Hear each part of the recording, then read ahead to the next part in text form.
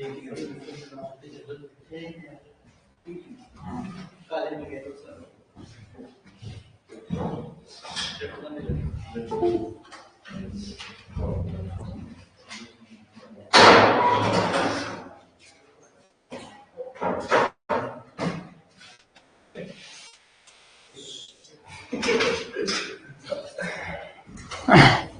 Evening everyone. Last अपन बात किए थे पीसीआर की। तो पीसीआर में काफी सारी चीजें अपन ने पढ़ी थी कि पीसीआर जो होता है एक फोटो कॉपी मशीन की तरह काम करता है, ठीक है, जहां पर आपकी बेसिक 3 स्टेप्स होती हैं, डीनेचुरेशन, एनिलिंग और एक्सटेंशन। जहां पर स्टार्टिंग में क्या क्या चीजें चाहिए, वो ये डायग्राम वैसे अपने लिए काफी इंपॉर्टेंट रहता है। देखे तो जहां पर एक बार रिवाइज करवा देता हूं तो ये थोड़ा सा इंपॉर्टेंट है। डीएनए टेम्पलेट, आपको एक ओरिजिनल डीएनए चाहिएगा। उसके अलावा प्राइमर्स चाहिएंगे जो इनिशिएट करेंगे आपके एनिलिंग के टाइम पे चाहिएंगे। दूसरा न्यूक्लियोटाइड्स जोड़ेंगे, किसको दीवार बनानी है तो ईंटें तो चाहिएगी, तो न्यूक्लियोटाइड्स चाहिएंगे। Taq polymerase, DNA polymerase enzyme जो स्पेशल यहाँ पर चाहिएगा जो हाई टेम्परेचर पे काम करे, वो कौन सा है, टैग पॉलीमरेज चाहिएगा। बफर वो सोल्यूशन है, उन सबको इस रिएक्शन मिक्सचर में डालते हैं और इस मशीन के अंदर अपन रन करवाते हैं। तो हमारी ये प्रोसेस पूरी चलती है जो 1 से 2 और ऐसे मल्टीपल कई सारे डीएनए का फॉर्मेशन होता रहता है। क्लियर है? तो अब इसकी एप्लीकेशन जो है 2-3 अपन ध्यान रखेंगे, ये भी अपन बात कर चुके थे। तो फिलहाल अपन लेते हैं, फिर उसके बाद डीएनए फिंगरप्रिंटिंग लेंगे। तो आप मेरे साथ ही नोट करोगे applications of PCR.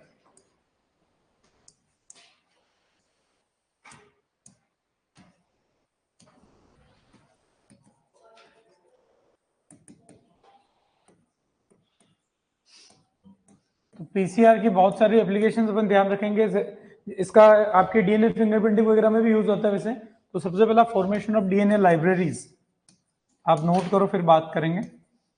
DNA libraries,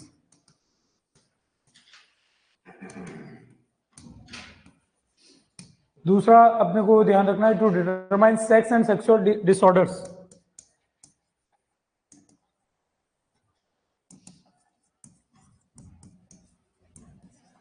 sexual disorders of embryo.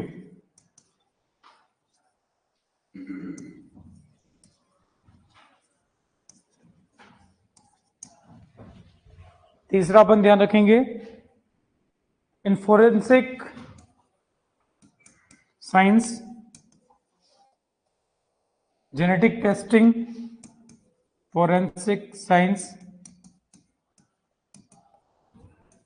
Genetic testing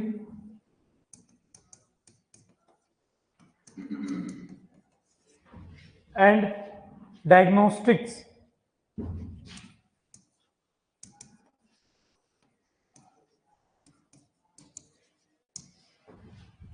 और last to know DNA sequencing.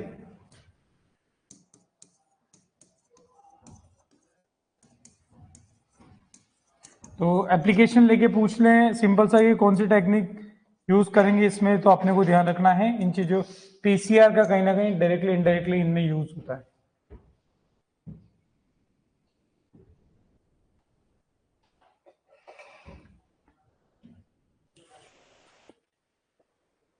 बिल्कुल, आज की फर्स्ट स्लाइड है ये भी।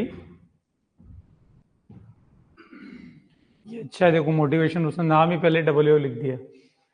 वो होता है ना कि भाई जैसे कोटा में एलएन में कोचिंग करने मेडिकल इंस्टीट्यूट में जाते थे तो पहले कॉपी में नाम क्या डॉक्टर लिखवाते थे।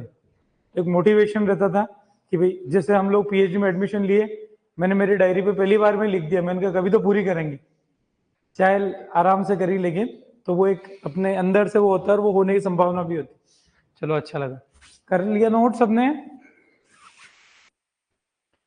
तो पीसीआर है मिलियंस ऑफ कॉपीज डीएनए तैयार करनी है डीएनए की, तो आप इसका यूज करते हो पीसीआर का, पॉलीमरेज चेन रिएक्शन का।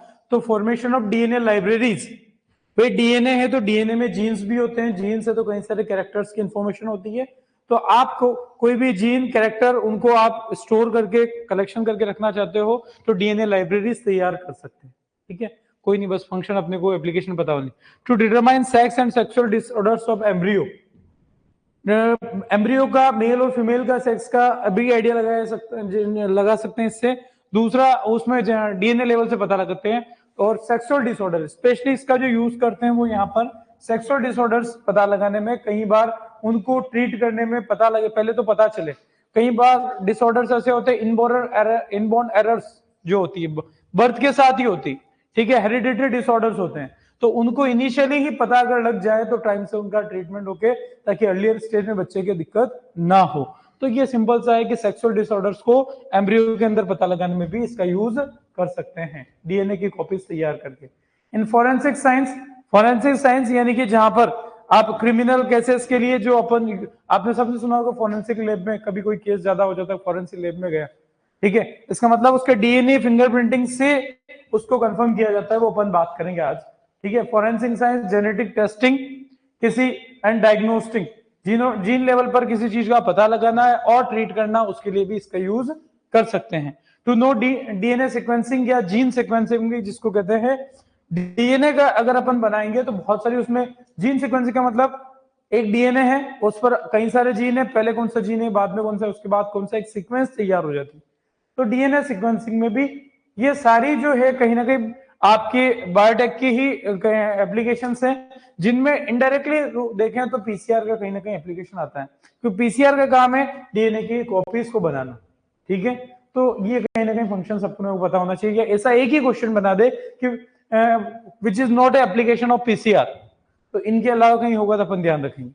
क्लियर है, आसान सा है, कोई ज्यादा इसमें समझने वाला नहीं है, और समझे तो इसमें बहुत सारी चीजें निकलती है, अपन अपने काम से इंपॉर्टेंट चीजों को लेकर चल रहे हैं। बढ़े आगे ध्यान रहेगा, हल्का फुल्का ध्यान रखना है इनका, बस डायरेक्ट याद ही रखनी। वैसे डीएनए लाइब्रेरी, सेक्सुअल डिसऑर्डर्स को पता लगाना है, फोरेंसिक साइंस में, डीएनए सीक्वेंसिंग में पीसीआर का यूज कर सकते हैं।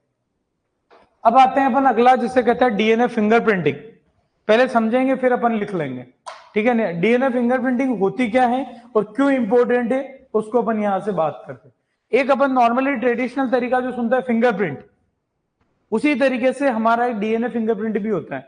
जिस तरीके से आप कहीं पे भी आज भी बायोमेट्रिक सिस्टम चलता है या फिर कुछ होता है, तो साइन की बजाय ज्यादा बेटर ये माना जाता है, थंब इंप्रेशन जिसको बोलते हैं अपन। तो ये फिंगरप्रिंट अपना यूनिक था, उससे भी ज्यादा बेटर यूनिक तरीका देखा जाए तो वो होता है आपका डीएनए। हर पर्सन का डीएनए यूनिक है, तभी हम सारे अलग दिख रहे हैं, नहीं तो एक जैसे दिखते फिर, ठीक है, इन्हीं के सबका यूनिक होता है डीएनए। तो नॉर्मली अपन क्या करते हैं कि भाई ये डीएनए फिंगरप्रिंटिंग के स्पेशल दो केसेस में ज्यादा जरूरत पड़ती है। पहला तो पड़ता है एक फोरेंसिक साइंस में क्रिमिनल को आइडेंटिफाई करना होता है तब, और दूसरा जरूरत पड़ती है अपने को जब पैटर्निटी टेस्टिंग करते हैं, जब किसी हॉस्पिटल में किसी बच्चे के लिए डिस्प्यूट हो जाए कि उसके ओरिजिनल पेरेंट्स कौन है, ठीक है, तो उसको भी कंफर्म करने के लिए हम डीएनए फिंगरप्रिंटिंग का यूज करते हैं। कैसे, तो सबसे पहले यहां पर देखते हैं, हमें कोई भी ब्लड सैंपल या किसी भी तरीके से हेयर वगैरह किसी भी तरीके से डीएनए का सैंपल चाहिए, बस वो डीएनए का सैंपल एक्सट्रैक्शन आपने ब्लड की फॉर्म में ले लिया फॉर एग्जांपल, ठीक है, अपन आगे और इसको रिलेट करेंगे। तो वो ब्लड का सैंपल हमारे पास आया, इसका डीएनए फिंगरप्रिंट हमें बनाना है, लास्ट में ऐसा फिंगरप्रिंट चाहिए हमें, ठीक है। क्या करना है, एक्सट्रैक्शन है। अब इसमें ये ब्लड है, ब्लड में से डीएनए, क्योंकि ब्लड सेल से बना है, और सेल से तो उसमें से अपने को क्या करना पड़ेगा, तो अपने को यहां से डीएनए आइसोलेट कर लेंगे, ठीक है। डीएनए अपन यहां से जब निकाल लेंगे तो उसको फिर अपने को रेस्ट्रिक्शन एंजाइम से कट करना है टुकड़ों में। टुकड़े कट करने के बाद उसको ऐसे फ्रेगमेंट्स को, डीएनए फ्रेगमेंट्स को, डीएनए सेगमेंट्स को सेपरेट करने के लिए कौन सी टेक्निक काम आती है, जेल इलेक्ट्रोफोरेसिस। कौन सी काम आती है, तो ये जो डीएनए के फ्रेगमेंट्स बने, डीएनए सैंपल बने, इसको अपन इस पर रन करवाएंगे, लॉन्ग डीएनए फ्रेगमेंट्स पीछे रह जाएंगे, शॉर्ट वाले आगे निकल जाएंगे, और ये सेपरेट हो जाते हैं। फिर इसको एक अपन यहाँ पर नाइलोन सेलुलोज मेम्ब्रेन जो होती है उस पर इसको ट्रांसफर किया जाता है, डीएनए सैंपल्स को, इन डीएनए फ्रेगमेंट्स को इस पे ट्रांसफर करते हैं। अगला एक प्रॉपर स्टेप वाला डायग्राम और दिखा रहा हूं। फिर यहां से ट्रांसफर करने के बाद आप इस पे डीएनए प्रोब का यूज करते हैं, इंक्यूबेशन विद लेबल्ड प्रोब। क्या होता है डीएनए प्रोब, वो भी अभी मैं बताऊंगा अगले स्टेप में। और फिर आप एक्सरे डालते हैं इसके ऊपर, जो ये फिल आपकी मेम्ब्रेन, इस मेम्ब्रेन पे हमने डीएनए को ट्रांसफर किया, साउथर्न ब्लॉटिंग से अपन ट्रांसफर करेंगे। ट्रांसफर करने के बाद यहां से अपन जो एक्सरे डालेंगे, एक्सरे डालने पर अपने को इस तरीके से बैंड्स दिखाई देंगे। तो ये जो बैंड्स बनती हुई ये जो है, यही है डीएनए फिंगरप्रिंट। क्या है, इसको और बेटर समझेंगे हम अगले वाली स्टेप्स लिखी हुई इसमें पूरी, ठीक है। ये बढ़िया चीज को पूरे समझाएगी। सबसे पहली बार ब्लड का सैंपल आया, जिससे डायग्राम में था, पहले तो एक बार डायग्राम से दिखाना चाह रहा था। ब्लड सैंपल आया, फिर उसमें से DNA is extracted from blood cells, blood cells हम क्या करेंगे, डीएनए को निकाल लेंगे। निकालने के बाद क्या करेंगे, DNA is cut into fragments by a restricted enzyme. Same जो डायग्राम में बोला वही चीजें यहाँ सिस्टमेटिक लिखी है अपन ने। तो क्या करेंगे कि डीएनए फ्रैगमेंट्स को हम कट कर देंगे रेस्ट्रिक्शन एंजाइम से, रेस्ट्रिक्शन एंडोन्यूक्लियोज यूज कर सकते हैं, ठीक है। कट करने के बाद आपको क्या करना है, DNA fragments are separated into bands. आप शॉर्ट बैंड और उनकी अगर बैंड्स देखें तो इनकी हमारी टेक्निक कौन सी काम आती है सेपरेट करने के लिए, जेल इलेक्ट्रोफोरेसिस और अगेरोस जेल वाली जो है मोस्ट कॉमन, हमने पहले भी कह दिया था। तो डीएनए के फ्रैगमेंट्स को सेपरेट करेंगे इलेक्ट्रोफोरेसिस से।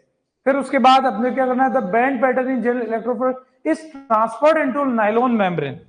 वो जो बैंड्स हमें मिले, शॉर्टर वाले आगे मिलेंगे, लॉन्गर वाले पीछे मिलेंगे, उन बैंड्स को हमें ट्रांसफर करना है किस पे, नायलॉन मेम्ब्रेन पे, ठीक है। भाई ये टेक्निक नोन है साउथर्न ब्लोटिंग।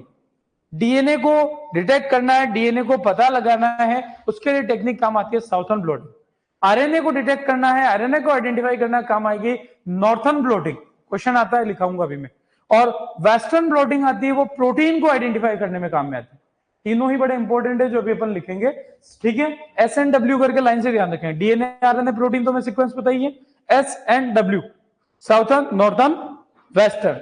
तो बात करेंगे हम क्या कर रहे हैं कि ये जो हमारे जेल इलेक्ट्रोफोरेसिस से जो डीएनए फ्रैगमेंट्स मिले उनको हम क्या करेंगे, ट्रांसफर करना है नायलॉन मेम्ब्रेन से, किसकी हेल्प से, साउथर्न ब्लोटिंग से, जो डीएनए को आइडेंटिफाई करेगी और उन डीएनए फ्रैगमेंट्स को अपन उस नायलॉन मेम्ब्रेन पे ट्रांसफर करेंगे। The radioactive DNA probe is prepared. Radioactive DNA probe क्या होता है, रेडियोएक्टिव यानी कि ऐसा रेडियोएक्टिव, रेडियोएक्टिव मतलब जो रेडिएशन से आपका कुल मिला के अपन जहां पर एक्सरे डालेंगे तो ये उसकी विजिबिलिटी में हेल्पफुल रहेगा। तो रेडियोएक्टिव डीएनए प्रोब तैयार करते हैं। अब दिमाग में आएगा डीएनए प्रोब क्या होता है। सिंगल स्ट्रैंडेड डीएनए होते हैं जो कॉम्प्लीमेंट्री होते हैं, हमारे जो डीएनए सैंपल्स हैं उसके जो हम अभी तक वहां से फ्रैगमेंट्स कट करके लाए उनका complementary DNA single stranded DNA हम तैयार करते हैं, जिसे कहते हैं डीएनए प्रोब। क्या कहते हैं, डीएनए प्रोब। अभी आगे इसकी भी डेफिनेशन लिखेंगे।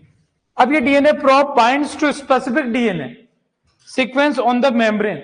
जो हमने डीएनए के फ्रैगमेंट्स मेम्ब्रेन पे ट्रांसफर किए साउथर्न ब्लोटिंग से, उन पर ये जो डीएनए प्रोब है कॉम्प्लीमेंट्री है। ये हमारी डीएनए सीक्वेंस है जो मेम्ब्रेन पे पड़ी है, ठीक है, और हमारे पास प्रोब है, प्रोब इसका कॉम्प्लीमेंट्री होगा तो इस पे बाइंड होगा। फिर क्या होगा, excess DNA probe is then washed off. अब डीएनए प्रोब जो होगा कुल मिला के ऐसा तो है नहीं कि भाई आपके पास केवल इस पे बाइंड हो गया बाकी बचा, क्या होगा, तो अपने को बाकी को हटा देते हैं कुल मिला के। The radioactive probe is bounded to DNA pattern in the membrane. Membrane में जो डीएनए था उसके साथ डीएनए प्रोब बाइंड हो चुका है। X ray film is placed next to the membrane. Membrane के सामने की तरफ अपन एक्सरे फिल्म रखेंगे to detect the radioactive pattern, ठीक है, जो अपने को डायग्राम में देखा था हमने, जिस तरीके से बैंड्स देखने को मिलते हैं। And the x ray film is developed to make visible the pattern of the bands which is known as DNA fingerprint. अब अपन ने एक बार समझी इस बात को, वापिस से अब अपन बात करते हैं कि कहना क्या चाह रहा है। ये बड़ी सिंपल से कुछ, देखो यहाँ पर टेक्निकल कुछ चीजें तो याद रखनी पड़ेगी और डेफिनेशन लिखवाऊंगा मैं, ठीक है, जो अपने को ध्यान रखना। सबसे पहला काम जो करना है कि ब्लड सैंपल, ब्लड सैंपल से क्या निकालेंगे, डीएनए, डीएनए का फिंगरप्रिंट तैयार करना है, ठीक है। तो हमने ब्लड सैंपल से डीएनए निकाला, डीएनए को रेस्ट्रिक्शन एंजाइम से टुकड़ों में काट दिया। काटने के बाद हमें क्या करा, उसको हमने उसको सेपरेट कर लिया कि बड़े अलग छोटे अलग, अलग अलग उनकी डेंसिटी, उनके मॉलिक्यूलर साइज के बेस पर हमने उनको सेपरेट किया। जो किस टेक्निक से करते हैं, जेल इलेक्ट्रोफोरेसिस। जैसे जेल इलेक्ट्रोफोरेसिस से काम निपटेगा, हम इन बैंड्स को, जो डीएनए के बैंड्स अब हमें मिल चुके, उन्हें हम ट्रांसफर करेंगे नायलॉन मेम्ब्रेन पे साउथर्न ब्लोटिंग से। साउथर्न ब्लोटिंग डीएनए को आइडेंटिफाई करेगी हमारी उस जेल इलेक्ट्रोफोरेसिस में, वहां से फिर लाके हम ट्रांसफर कर देंगे इस नायलॉन मेम्ब्रेन पे। नायलॉन मेम्ब्रेन पे ट्रांसफर होने के बाद जरूरत पड़ेगी हमें डीएनए प्रोब की, जो कि रेडियो एक्टिव होगा। रेडियो एक्टिव मतलब एक्सरे डालेंगे तो हमें ये विजिबल करवाएगा बैंड्स। तो हम क्या करेंगे, ये सिंगल स्ट्रैंडेड होगा, कॉम्प्लीमेंट्री, हमारी जो स्पेसिफिक सीक्वेंस है उसका, उस स्पेसिफिक डीएनए सीक्वेंस का कॉम्प्लीमेंट्री है। कॉम्प्लीमेंट्री समझते हो सब, इधर एडेनिन है, इधर थाइमिन होगा, इधर थाइमिन, इधर एडेनिन होगा। तो कुल मिला के ऐसा हम डीएनए प्रोब तैयार करेंगे रेडियो एक्टिव, जिसके कॉम्प्लीमेंट्री पेयरिंग करेगा।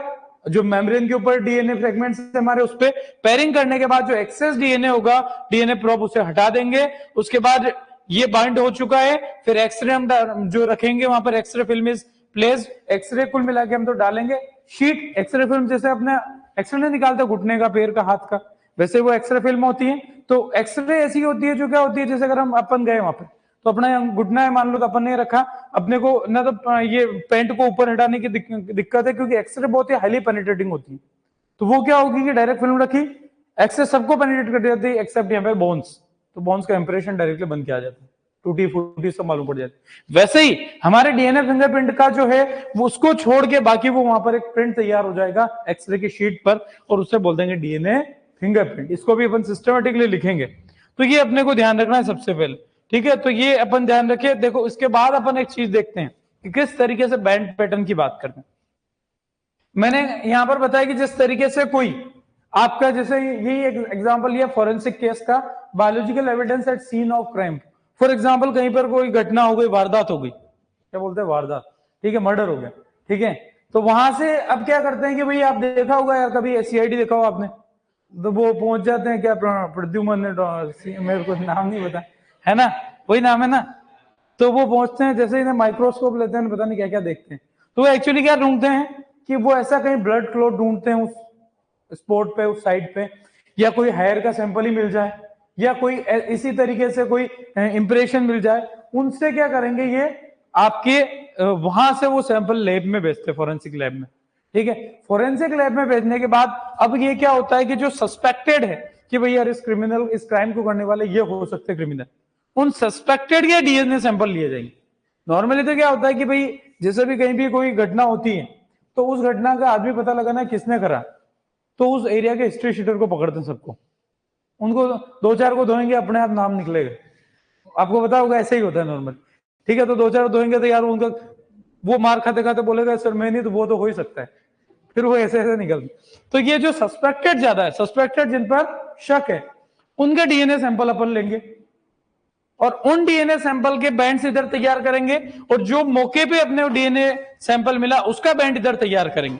जिससे मैच हो गया भाई वो तो यूनिक है, जिससे मैच हो गया थर्ड वाले से मैच हो रहा है यहाँ, ठीक है, थर्ड वाले से। तो थर्ड वाला यहाँ पर आपका क्रिमिनल डिक्लेयर हो जाता है। और इससे बेस्ट तो कोई न तो गवाह चाहिए, ना कुछ नहीं चाहिए, सबसे बड़ा गवाह यही। क्लियर है क्या बात? तो ये आपके सबसे बड़ा इंपॉर्टेंट एक्ट तो यहाँ है। सेम इसी तरीके से पैटर्निटी टेस्टिंग में भी रहता है कि भाई उसमें क्या होता है, जैसे जो बच्चा है, मोस्टली क्या होता है कि हॉस्पिटल में जब किसी बच्चे का बर्थ होता है तो उस टाइम पे फैमिली मदर जो है वो पेशेंटली नहीं ध्यान, उसको तो पता रहेगा नहीं, ठीक है। जो पेरेंट्स है वो भी अंदर अलाउड होते नहीं है, कई बार नर्सेस गड़बड़ करके इधर से उधर बच्चे को एक्सटेंड कर दे, जब लड़के और लड़की की बात अक्सर आती है तब ऐसा होता है, ठीक है। अब वो हो गया मिस, अब दूसरे के पास चला गया, अब वो सामने वाले को भी नहीं पता कि मेरा है किसका है, ठीक है। अब वो कंफर्म कैसे करें, तो फिर जिस बच्चे पे डाउट होता है उस बच्चे का डीएनए सैंपल लेंगे, डीएनए फिंगरप्रिंट उसका बढ़ाएंगे, उधर इधर वाले पेरेंट्स है उनका भी डीएनए फिंगरप्रिंट लेंगे, इधर वाले पेरेंट्स का भी लेंगे। जिन पेरेंट्स के डीएनए फिंगरप्रिंट से ज्यादा मैच होगा वो ही उसके पेरेंट्स होंगे। भाई सिंपल सी बात है कि आपके फैमिली मेंबर से आपका डीएनए फिंगरप्रिंट ज्यादा मैच होगा बजाय कि आपके फ्रेंड्स से, ऑटोमेटिकली है क्योंकि हमारी हेरिडिटी है। तो कहीं ना कहीं तो सेम उसी तरीके से पैटर्निटी भी कंफर्म हो सकती है। क्लियर है क्या बात? तो अपन यहां पर ऐसा करते हैं, हेडिंग डालते हैं डीएनए फिंगरप्रिंटिंग, और एक बार ये स्टेप जरूर लिखेंगे क्योंकि सिस्टमेटिकली लिखा इसी से जाएगा। आप चाहे एरो बना के लिखो, इस तरीके से एक बार इन स्टेप्स को नोट करो, फिर आगे के मेन चीजों पे मैं आता हूं। हेडिंग डालना डीएनए फिंगरप्रिंटिंग, और स्टेप्स ऑफ डीएनए फिंगरप्रिंटिंग क्या क्या है ये स्टेप्स नोट करना, क्योंकि आगे के पॉइंट्स है वो इसी पर बेस्ड रहेंगे, क्वेश्चन जो है वो इसी पर बेस्ड है। पर हमें पहले ये तो पता रहेगा कि एक्चुअल में हुआ कैसे था ये सब।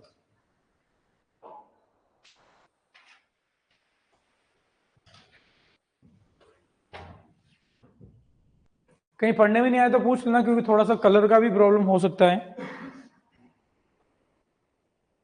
भाई मैं तो बनाता नहीं हूं, मैं तो उठा के लाता हूं कहीं से, जो आपके काम की चीज है उसको, बस कुछ चीजें मैं बनाता हूं, कुछ लेके आता हूं।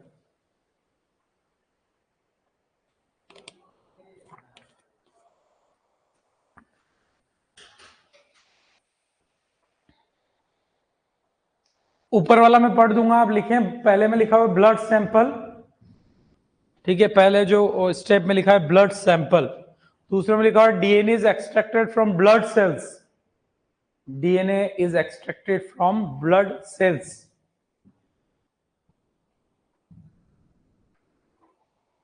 DNA is extracted from blood cells. Third में लिखा हुआ DNA is cut into fragments. DNA is cut into fragments by a restriction enzyme.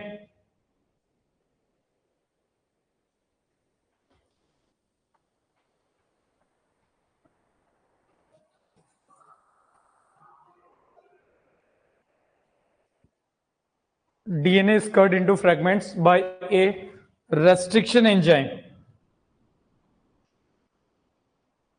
और फोर्थ तो आपको शायद पढ़ने में आ रही होगी, DNA fragments are separated into bands during electrophoresis in an agarose gel.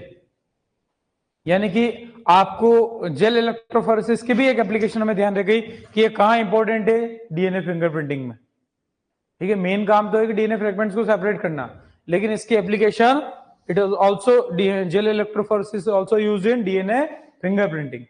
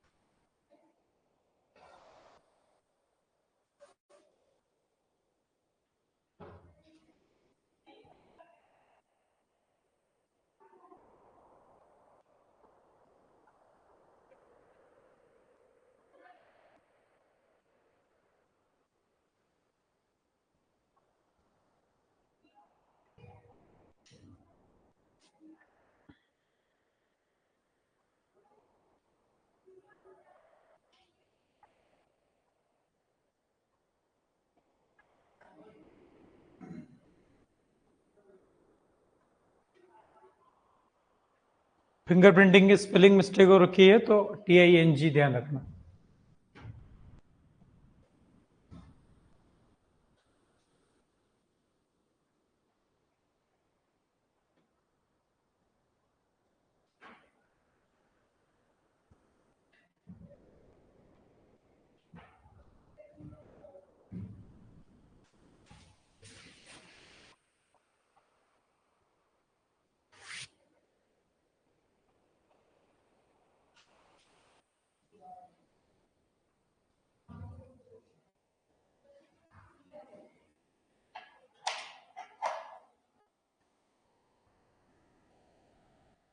यहां पर रेडियो एक्टिव पैटर्न लिखा हुआ है बीच में नीचे की तरफ, पैटर्न है. आपको ये भी क्वेश्चन सिंपल सा पता चल गया कि भाई कौन सी रेज यूज करते हैं इसको देखने के लिए, एक्स रेज. ठीक है,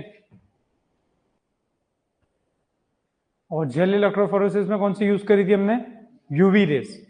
ठीक है, बैंड्स को देखने के लिए.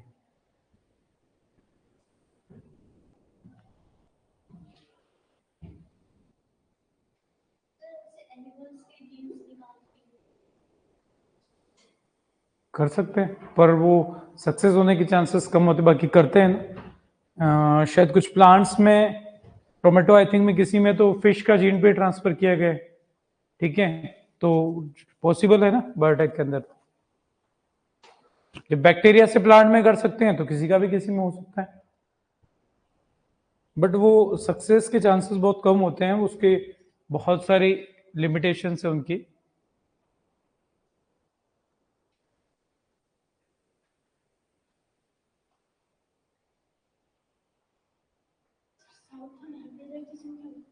साउथर्न ब्लॉटिंग कहाँ लिखा है, हाइब्रिडाइजेशन लिखा हो, वही चीज है. हाइब्रिडाइजेशन क्या है वो मैं अभी बताता हूँ यहाँ पे.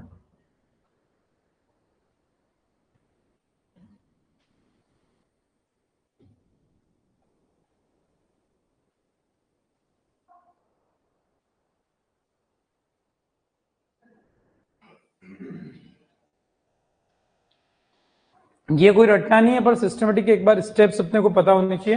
कुछ चीजें यहाँ से आपको ध्यान भी रहेगी कि भाई क्या क्या चीजें हैं वो आगे अपने को जो पढ़ रहे हैं उसमें काम आएगी।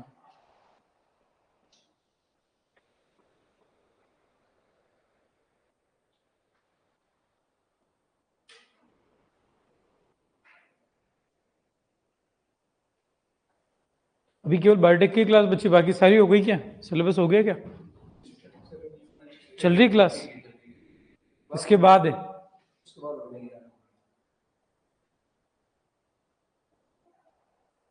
कर लिया नोट सबने? रेडियो एक्टिव पैटर्न पैटर्न है।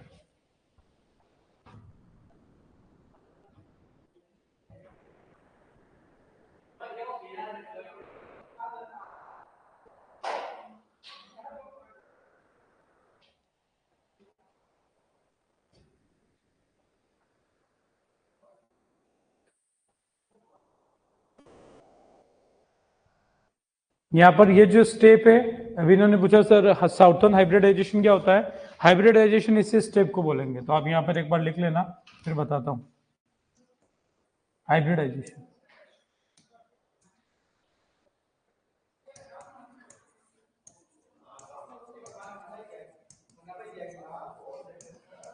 ये हमारा वो हाइब्रिड वाला हाइब्रिडाइजेशन नहीं है, थोड़ा अलग है बायोटेक के अकॉर्डिंग मॉलिक्यूलर साइंस का।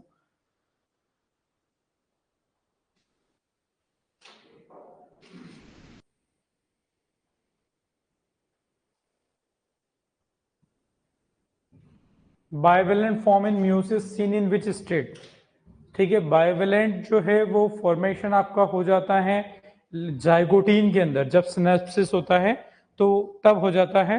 तो बायोवेलेंट का फॉर्मेशन तो हो जाता है आपका जाइगोटीन में, लेकिन विजिबिलिटी का क्वेश्चन कई बार पेकाइटिन भी आ जाता है। ठीक है, तो वो डिपेंड करता है ऑप्शन पे। बाकी अधिकतर फॉर्मेशन तो हो जाता है आपके जाइगोटीन में, लेकिन विजिबल पेकाइटिन में ज्यादा अच्छे से होता है।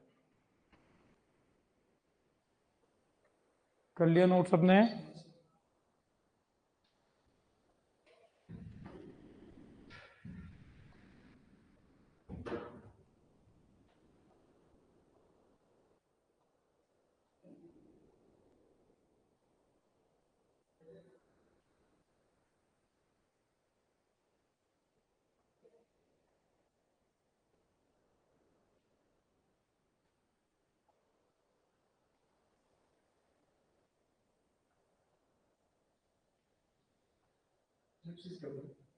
Synapses pairing of homologous chromosomes.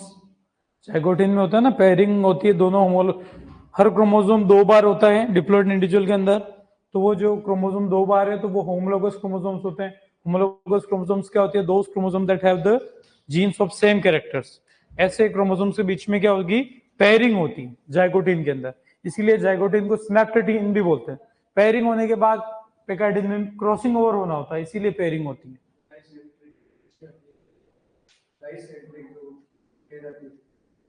डाइसेंट्रिक, वहां पे अपन डाइसेंट्रिक कैसे कहेंगे? कायस्मेटा बनेगा। डाइसेंट्रिक 2 सेंट्रोमियर की वजह से बोल सकते हैं। 2 सेंट्रोमियर, 2 क्रोमोसोम जुड़ जाते हैं तो दोनों की सेंट्रोमियर होने की वजह से डाइसेंट्रिक बोल सकते हैं। वैसे अपन ने पढ़ रखा है ये, इसलिए वो क्रोमोसोम के लिए बोला जाएगा। जैसे आपको मैंने बता रखा है कि जिन क्रोमोसोम में सेंट्रोमियर एब्सेंट होती है वो एसेंट्रिक, जिनमें एक होती है वो मोनोसेंट्रिक। अब पेयरिंग हो चुकी है, आपका क्रॉसिंग ओवर हो चुका है, दोनों क्रोमोसोम एक साथ ही चल रहे हैं अभी तो। अब एक साथ ही चल रहे हैं तो क्रोमोसोम 2 तो सेंट्रोमियर भी कितनी हो गई? 2, इसलिए उसको डाइसेंट्रिक बोला जाता है। ठीक है, कर लिया नोट सबने? तो यहां पर जो ध्यान रखना है, एक तो ये हाइब्रिडाइजेशन। हाइब्रिडाइजेशन का मतलब जो ये होता है कि जो रेडियो एक्टिव प्रोब तैयार किया, जो कॉम्प्लीमेंट्री आपका सिंगल स्ट्रैंडेड डीएनए होता है, जो पेयरिंग होगी, जो बाउंडिंग होगी हमारे उस स्पेसिफिक डीएनए के साथ, उसे ही कहते हैं हाइब्रिडाइजेशन। ठीक है, तो ये अपने को ध्यान रखना है कि साउथर्न प्लॉटिंग होने के बाद हो रहा है, तो साउथर्न हाइब्रिडाइजेशन यहाँ पर डीएनए फिंगरप्रिंटिंग में बोल दिया जाता है। अब इसको अपन कुछ सिस्टमेटिक लिखेंगे हमारे काम के क्वेश्चंस के साथ, तो और ज्यादा अच्छे से अपने को ध्यान रहेगा। तो अब अपन स्टेप्स आपने नोट कर ली, मैं आगे की चीजों पे आता हूं। जो क्वेश्चंस वाले फैक्ट्स अपन ले रहे हैं अब, डीएनए फिंगरप्रिंटिंग के बहुत सारे नाम होते हैं, उसी चीज को अपन मेरे साथ ही आप नोट करो। फिंगरप्रिंटिंग, इसे डीएनए प्रोफाइलिंग भी कहते हैं। डीएनए प्रोफाइलिंग, इसे आइडेंटिटी टेस्टिंग भी कहते हैं, इसे फोरेंसिक जेनेटिक्स भी कहते हैं। आइडेंटिटी टेस्टिंग,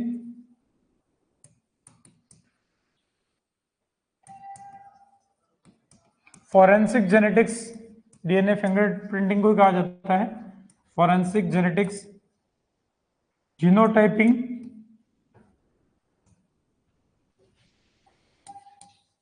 जीनोटाइपिंग अपन भी कहते हैं इसको। तो ये सारे नाम हमारे डीएनए फिंगरप्रिंटिंग को इंडिकेट करते हैं। डीएनए टेस्ट भी कह दो, एक ही बात है।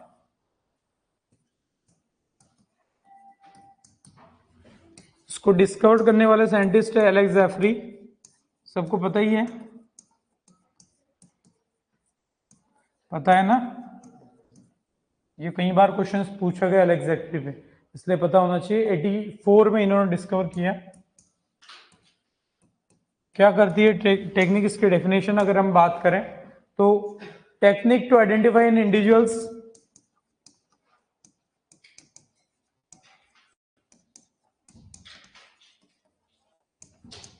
identify an individual's DNA characteristics, an individual's DNA characteristics। Simple सी चीज है, पर डेफिनेशन एक आध अपने को ध्यान होनी चाहिए। या फिर इसकी एक डेफिनेशन और अपन कह सकते हैं यहाँ पे, chemical test that shows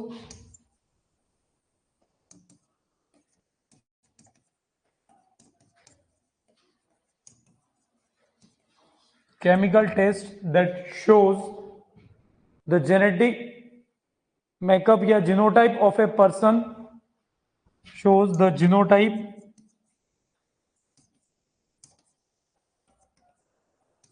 of a person or other living things।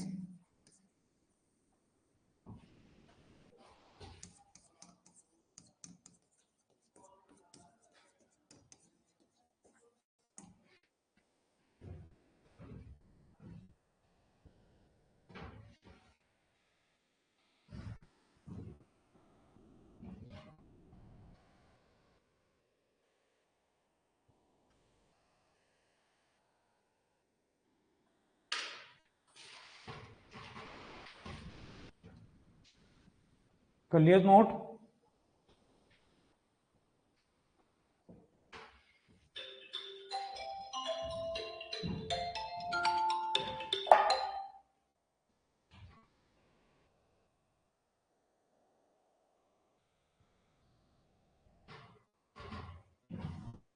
तो डीएनए फिंगरप्रिंटिंग का नाम डीएनए प्रोफाइलिंग कह दिया जाए तो भी यही चीज है, ठीक है। आइडेंटिटी टेस्टिंग, अभी हमें पता चली कि किसी को एक्चुअल में पता लगाना है कि ये को इसका मतलब उसके डीएनए फिंगरप्रिंट से हम एग्जैक्टली पता लगा सकते हैं, किसी पर्सन को कंफर्म करना है तो आइडेंटिटी टेस्टिंग।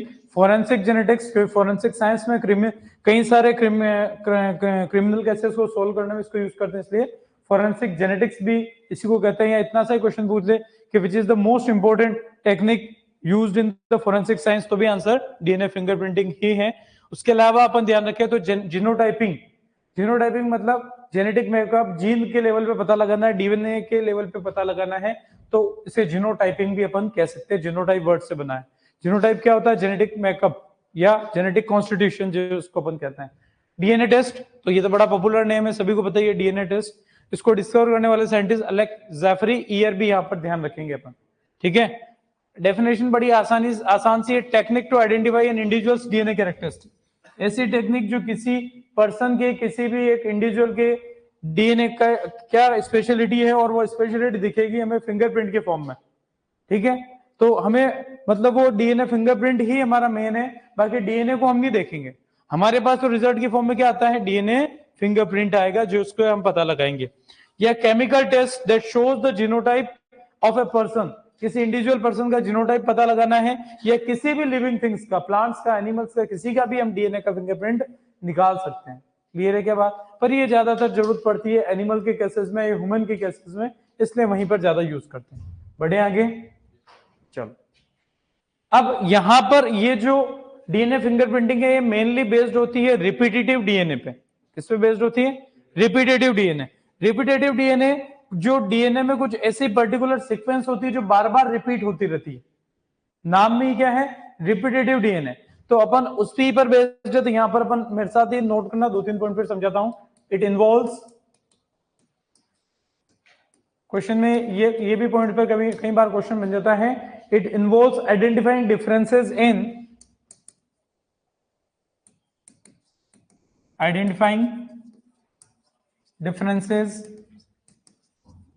इन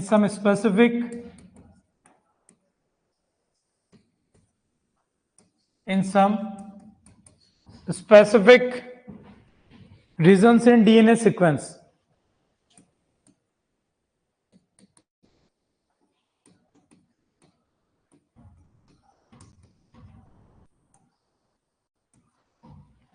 और वो जो सीक्वेंस है उसे कहते हैं रिपीटेटिव डीएनए।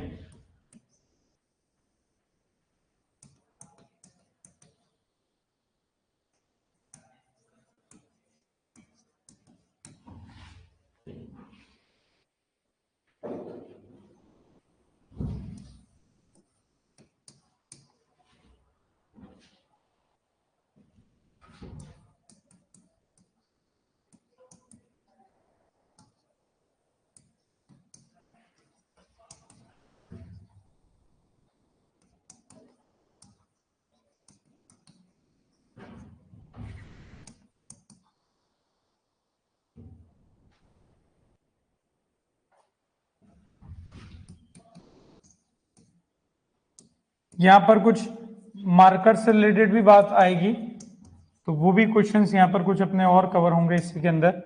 तो आप एक बार नोट करो, इन चीजों को समझेंगे।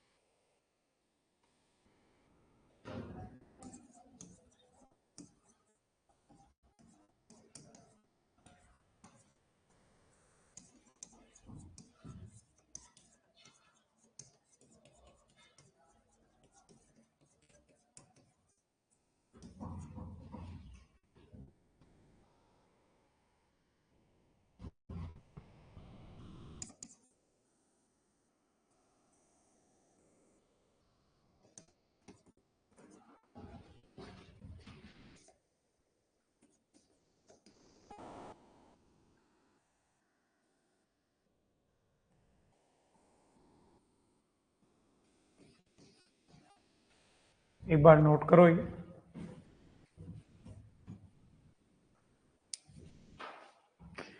बहुत सारे छोटे छोटे टर्म्स की डेफिनेशन भी यहीं पर याद हो जाएगी। एक रिपीटेटिव डीएनए क्या होता है, सैटेलाइट डीएनए क्या होता है, तो ये आपके उस अकॉर्डिंग भी बहुत इंपॉर्टेंट है।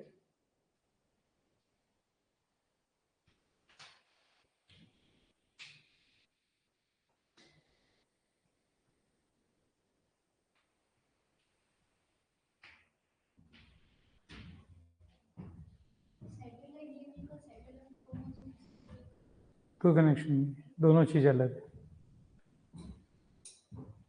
सैटेलाइट क्रोमोसोम तो था जिसमें सेकेंडरी कॉन्स्ट्रिक्शन भी होता है। नॉर्मली प्राइमरी कॉन्स्ट्रिक्शन ही होता है क्रोमोसोम में, यानी कि एक ही सेंट्रोमियर होता है। तो मेन जो तो एक ही सेंट्रोमियर होता है, लेकिन उस प्राइमरी सेंट्रोमियर के प्राइमरी कॉन्स्ट्रिक्शन ही बोलते हैं सेंट्रोमियर को, उसी का नाम है। उसके अलावा अगर कहीं और कॉन्स्ट्रिक्टेड रीजन क्रोमोसोम में होता है टीलोमेर की तरफ, तो उसे आप बोलते हो सेकेंडरी कॉन्स्ट्रिक्शन, और जो पार्ट निकला रहेगा उसे आप कहोगे सैटेलाइट। और ऐसे क्रोमोसोम को सेट क्रोमोसोम या सैटेलाइट क्रोमोसोम अपन कहते हैं। इसका कोई रिलेशन नहीं उससे। कर लिया नोट सबने? तो यहां पर अपन ध्यान दें सबसे पहली बात तो कि it involves identifying differences in some specific regions in DNA sequence. अब ये क्या करेगा, ये बैंड्स जो बनेंगे, आप जो लास्ट में फिंगरप्रिंट पे देख रहे थे, तो ये क्या करेगा, डिफरेंसेस को आइडेंटिफाई करेगा। और डीएनए को आइडेंटिफाई करने के लिए यहाँ पे क्या यूज हुई थी टेक्निक, साउथर्न प्लॉटिंग। क्या यूज हुई थी? आपने जेल इलेक्ट्रोफोरेसिस से सेपरेट कर लिया, फिर डीएनए को डिटेक्ट करना है, पता करना है, आइडेंटिफाई करना है डीएनए सीक्वेंस को, तो उसके लिए यूज होती है साउथर्न प्लॉटिंग। तो डीएनए फिंगरप्रिंटिंग के अंदर डिफरेंसेस जो होते हैं डीएनए के पर्टिकुलर सीक्वेंस के अंदर, differences in some specific regions in DNA sequence. ये डीएनए का फ्रेगमेंट है, इसके पर्टिकुलर एक रीजन है जहां पर डिफरेंसेस को आइडेंटिफाई करता है कौन, आपके साउथर्न प्लॉटिंग। तो इसी कॉन्सेप्ट का, इसी प्रिंसिपल का यूज हो रहा है डीएनए फिंगरप्रिंटिंग में।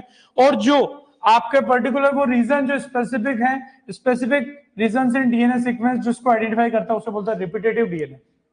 अब रिपीटेटिव डीएनए है क्या? वो डीएनए जो किसी हैप्लॉइड जीनोम में बार बार आ रहा है, हैप्लॉइड जीनोम में बार बार आ रहा है। वैसे हैप्लॉइड जीनोम में अगर मैं फॉर एग्जांपल ह्यूमन की बात करूं, तो हैप्लॉइड जीनोम के अंदर 23 क्रोमोसोम्स, जरूरी नहीं है कि क्रोमोसोम में 23 क्रोमोसोम्स में अगर कोई डीएनए सीक्वेंस, कोई डीएनए बार बार रिपीट हो जाती है सेम सीक्वेंस, तो उसे कहते हैं रिपीटेटिव डीएनए। क्या कहेंगे? हैप्लॉइड जीनोम तो सब समझ गए। हैप्लॉइड यानी कि जितने क्रोमोसोम हो गए, ह्यूमन है तो ह्यूमन में 23 क्रोमोसोम का जो टोटल डीएनए है उसमें जो बार बार, तो इसे कहा रिपीटेटिव डीएनए। और रिपीटेटिव डीएनए है, इसी का जो डिफरेंसेस है वो आइडेंटिफाई होता है डीएनए फिंगरप्रिंटिंग में। ठीक है, अब यानी कि सिंपल सा कह दिया कि ऐसा जो डीएनए सीक्वेंस जो बार बार रिपीट हो रही है तो उसे ही कहते हैं अपन रिपीटेटिव डीएनए। अब ये हर जगह भी रिपीट नहीं होगी। Satellite DNA sequences they contain highly repetitive DNA. इतना लंबा डीएनए, उसमें यहां भी रिपीटेटिव डीएनए, यहां भी रिपीटेटिव डीएनए और यहां भी है। ठीक है, अब ऐसी सीक्वेंस डीएनए के जिसपे बहुत ज्यादा रिपीटेटिव डीएनए होते हैं उसे बोलते हैं सैटेलाइट डीएनए बोलेंगे। क्या बोलेंगे? थोड़े से टर्म्स स्टार्टिंग है तो मतलब समझने में थोड़े से मुश्किल रहते हैं, पर अपन इसी बात को ध्यान रखें, जो डीएनए सीक्वेंस बार बार रिपीट हो हैप्लॉइड जीनोम के अंदर, क्रोमोसोम्स के अंदर, वो रिपीटेटिव, नाम में रिपीट होने वाला। और ऐसा डीएनए सीक्वेंस जिसमें कई सारे रिपीटेटिव डीएनए हो वो सैटेलाइट। क्या कहलाएगा? Satellite DNA. Show high degree of polymorphism, कई सारे डिफरेंसेस शो करता है, क्योंकि सैटेलाइट के अंदर ये रिपीटेटिव डीएनए और रिपीटेटिव डीएनए डिफरेंसेस शो कर रहा है, तो show high degree of polymorphism. भाई डिफरेंसेस तो दिखने चाहिए ना भाई, वैसे तो मेरा डीएनए आपका डीएनए सेम होना चाहिए, मैं भी ह्यूमन हूं, आप भी ह्यूमन हो, है ना? मैं तो हूं, तू है, सब ऐसी बात है। तो डीएनए सेम हो जाएगा फिर तो। वो पता, वही तो पकड़ना है कि जहां डिफरेंसेस है उसी को आइडेंटिफाई करना है। भाई मेरे भी 2 हाथ है, 2 कान है, 1 नाक है, 2 मुंह तो नहीं है। ठीक है, तो कहने का मतलब जो अब वो बहुत सारे डीएनए की सीक्वेंस तो सेम होगी स्किन मेरी, पर डिफरेंसेस जो है वो डिफरेंसेस को ही आइडेंटिफाई करना, जो डिफरेंसेस रिपीटेटिव डीएनए की फॉर्म में दिखेंगे, और रिपीटेटिव डीएनए कहां दिखेंगे? सैटेलाइट डीएनए में। तो it shows high degree of polymorphism, हमारे को डिफरेंस यहीं से दिखेगा, and forms the basis of DNA fingerprinting. DNA fingerprinting differences पर ही बेस्ड है, नहीं तो आप कैसे कंपेयर करोगे? मेरे डीएनए का सैंपल से पड़ोसी का डीएनए का सैंपल है, दोनों को कंपेयर करना है, तो उसके लिए सैटेलाइट डीएनए और रिपीटेटिव डीएनए बड़ा इंपॉर्टेंट होता है। तो ये दोनों टर्म थोड़े से समझने जरूरी है। हल्के से दिक्कत आती है क्योंकि ये थोड़ा सा मॉलिक्यूलर लेवल की बातें हैं, तो हम केवल डेफिनेशन लेवल तक ही जाते हैं, इनके ज्यादा टेक्निकल पे नहीं जा सकते। बढ़े आगे। अब सैटेलाइट डीएनए 2 तरीके के होते हैं जिनके बारे में हल्का सा अपने सुना भी, और मार्कर से रिलेटेड बात आती है। एक होता है माइक्रो सैटेलाइट और एक होता है मैक्रो सैटेलाइट। तो माइक्रो सैटेलाइट और मिनी, सॉरी माइक्रो और मिनी, तो उसी पर आते हैं अपन। 2 टाइप्स ऑफ सैटेलाइट डीएनए, क्योंकि यहां से एग्जाम में क्वेश्चन आ जाता है कि DNA fingerprint is based on, option में आंसर कई बार जाता है सैटेलाइट डीएनए, और सैटेलाइट डीएनए ऑप्शन में नहीं होगा तो आंसर जाएगा रिपीटेटिव डीएनए। तो ये भी डिपेंड करता है। तो यहां पर satellite DNA, 2 types of satellite DNA कौन कौन से हैं उसी पर अपन बात करते हैं। पहला है mini satellite. Mini satellite. Mini satellite जो है ये क्या होता है, ये लगभग वीएनटीआर को ही बोला जाता है, variable number of tandem repeats. Full form लिखवा रखी है मैंने, लिखवाई थी क्या? वेरिएबल नंबर ऑफ, कई बार एग्जाम में पूछ होते हैं, number of tandem repeats.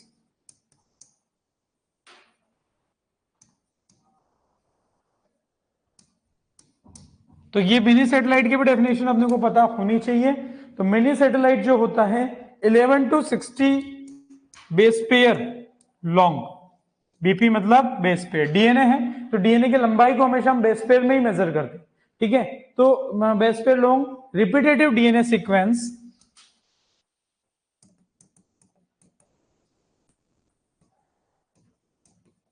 Repetitive DNA sequence where number and position is variable, क्योंकि वीएनटीआर की डेफिनेशन भी इसी में कंप्लीट हो रही है, वेयर नंबर एंड पोजीशन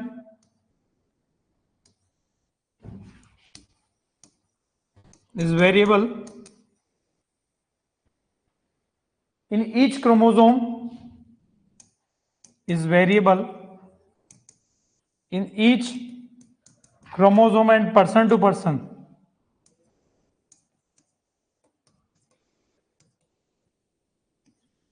थोड़ा सा समझना मुश्किल पड़ता है, लेकिन अपने को जो चीजें कहीं ना कहीं क्वेश्चन बायोटेक के अंदर आपके मार्कर से भी रिलेटेड यहाँ बात जुड़ रही है, इसलिए मैं वीएनटीआर वहां पर नाम बताया था, केवल फुल फॉर्म लिखाई थी मैंने। तो अभी उसकी थोड़ी सी बात होगी और डेफिनेशन भी अपने सामने है।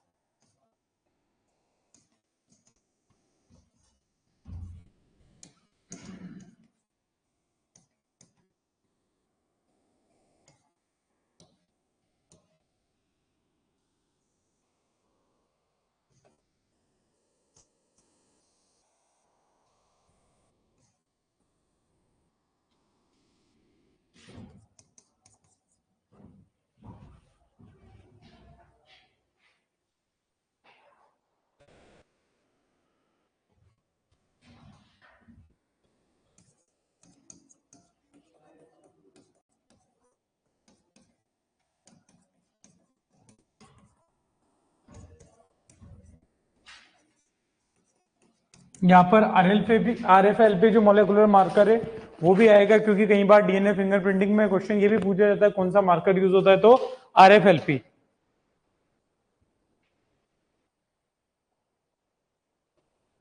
एक बार ये नोट करो।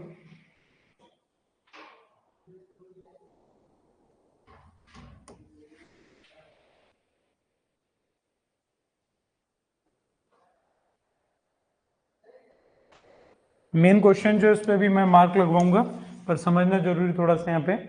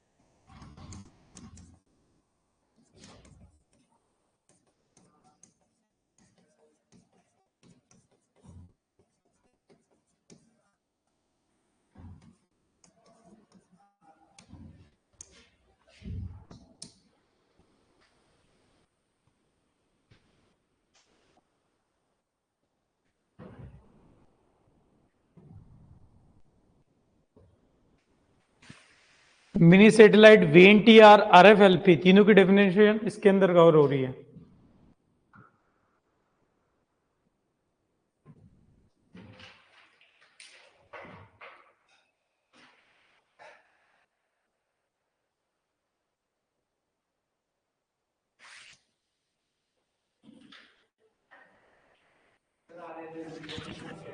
रेस्ट्रिक्शन, अच्छा आपने मार्कर नहीं पढ़ा है ना, रेस्ट्रिक्शन फ्रेगमेंट लेंथ पॉलीमॉर्फिज्म लिखना, क्योंकि वहां पे मार्कर वालों को इनको लिखवा रखी पहले, रेस्ट्रिक्शन फ्रेगमेंट लेंथ पॉलीमॉर्फिज्म।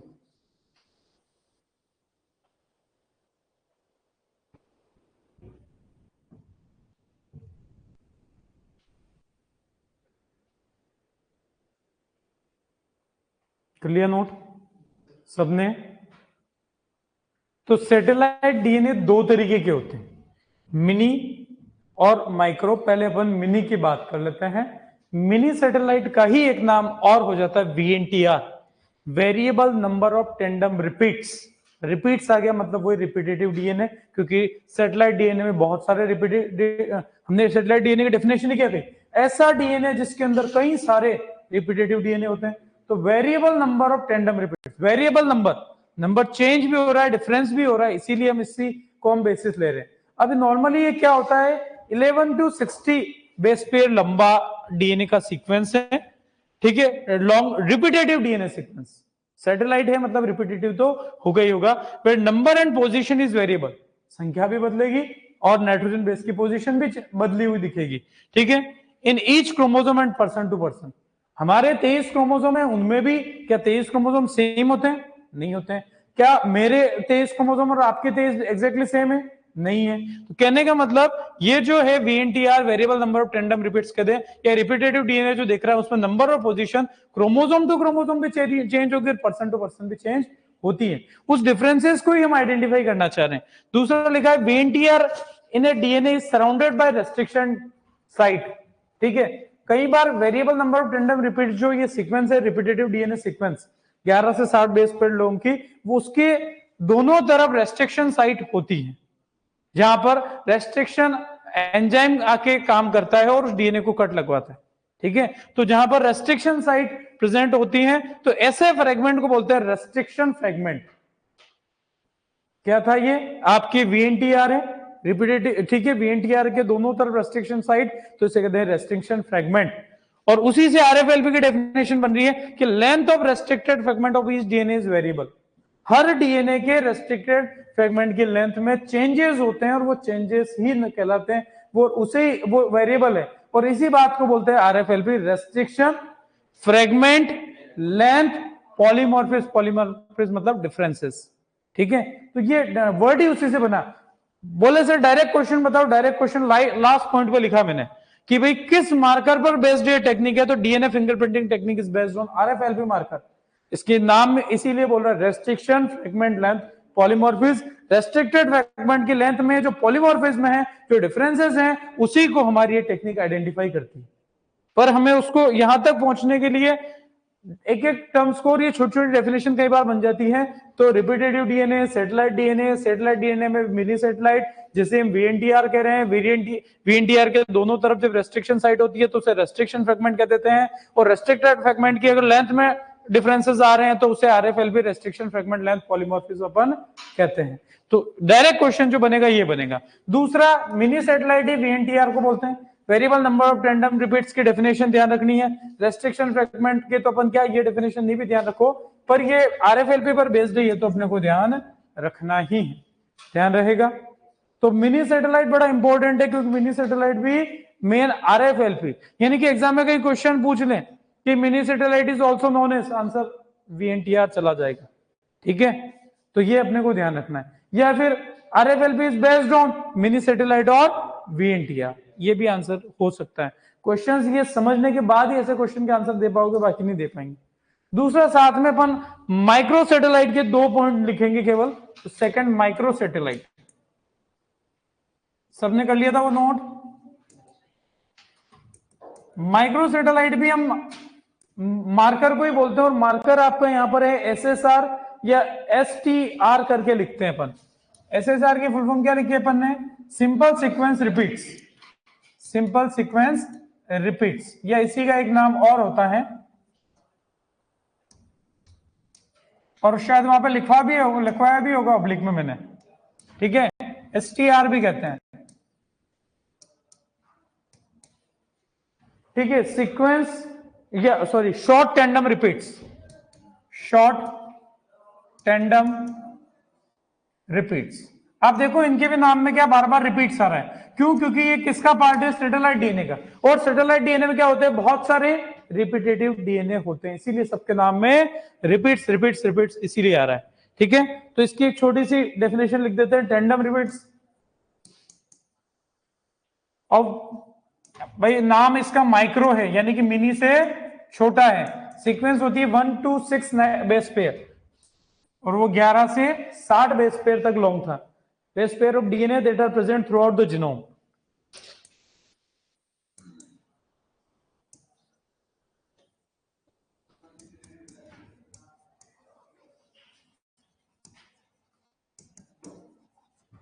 इसमें अपन डेफिनेशन नहीं भी याद रखें, पर हल्का सा अपने को ये पता होना चाहिए कि माइक्रो सैटेलाइट जो है वो आपके उस मार्कर को ही, ये इसी का वो मार्कर है, वो इसी पर बेस्ड या इसी के दूसरे नाम कह सकते हो, एसएसआर या एसटीआर।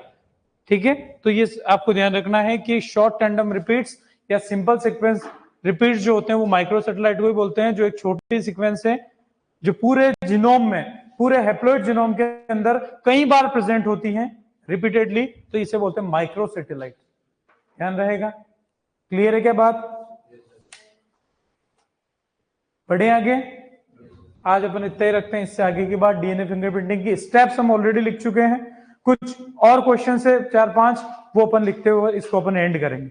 तो एक बार ये थोड़ी सी स्टेप्स को पढ़ना, क्योंकि यहाँ पर डाउट्स आएंगे। और डीएनए फिंगरप्रिंटिंग को इसलिए पढ़ने के लिए बोल रहा हूँ, सिंपल क्वेश्चन एलेक्स जेफरी सबको पता है, ठीक है, पैटर्निटी टेस्टिंग सबको पता है, तो क्रिमिनल केसेस सबको पता है। तो जो क्वेश्चन अच्छे बनते हैं यहाँ से रिपीटेटिव डीएनए के, सैटेलाइट डीएनए के, वो भी आप सॉल्व कर पाओ, वहां तक मैं आपको ले जाना चाह रहा हूँ। क्लियर है? हो जाएगा। अगली क्लास में आते ही अपन 10 मिनट में इसको खत्म करेंगे, और उससे आगे फिर अपन लेंगे थोड़ा सा इंटरेस्टिंग वाला जीन ट्रांसफर वाला। एक तो अपन वेक्टर लेस जो है, जहां पर इलेक्ट्रोपोरेशन, जीन गन वगैरह, माइक्रो, ठीक है, उन मेथड्स को लेंगे, और वेक्टर मीडिएटेड एग्रोबैक्टीरियम वाले लेंगे। क्लियर है? आज के लिए इतना ही। Thank you.